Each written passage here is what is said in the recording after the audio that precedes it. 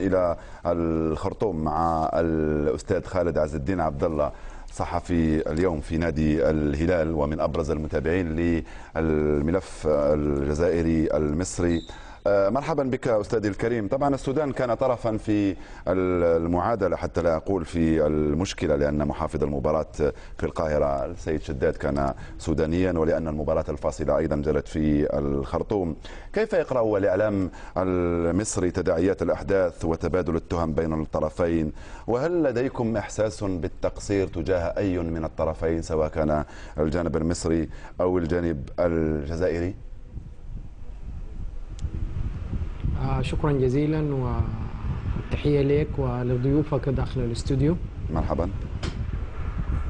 بالتأكيد السودان طرف أصيل باعتباره أنه استضاف المباراة الثانية، وباعتباره وصلوا ما وصل إلى حد ما من رشاش الإعلام المصري بعد نتيجة مباراة رشاش الإعلام المصري؟ نعم، أنا أعتقد أنه الغضب اللي حصل في الشارع الجزائري هو نفس الغضب اللي حصل في الشارع السوداني، مع اختلاف في يعني أخذ الأمور ببساطة في طبيعة الشعب السوداني أكثر من الشعب الجزائري.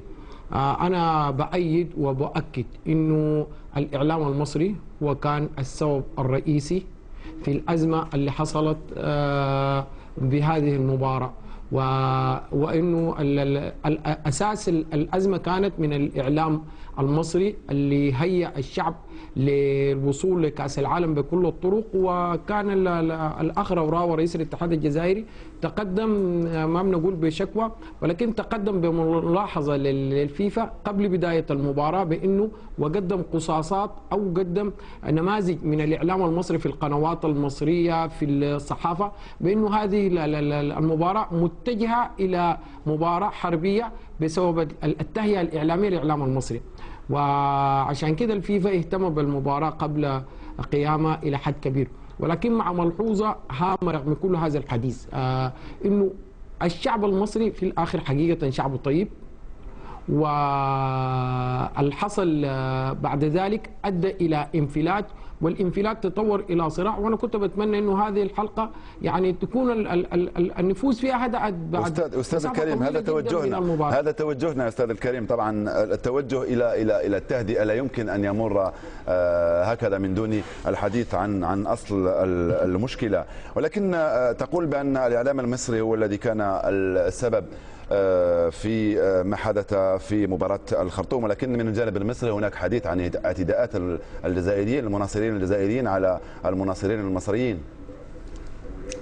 أنا كنت شاهد على المباراة بصفتي مراسل قناة العربية الرياضي، وتابعت كل تفاصيل هذه المباراة داخل وخارج الاستاد، وقدمت تقرير عن الحالة الأمنية قبل المباراة. لم يحصل أي احتكاك، وأنا شاهد على ذلك، بين الجمهور الجزائري والجمهور المصري، وبل الأغلبية من الشعب السوداني بحكم القرب من مصر والترابط التاريخي والكثيرين الذين قروا في مصر والارتباط السياسي هم كانوا أميل إلى الوقوف مع الفريق أو المنتخب المصري. ولكن للحقيقة الاهتمام أو الطريقة التعبوية للجزائريين كانت أكثر حنكة وخبرة بالوصول المبكر للخرطوم، بكسب الشعب البسيط، بتوزيع الأعلام مجانيا، بالوصول إلى الصحف. لذلك كان هناك تواجد أكبر للجزائريين في الخرطوم.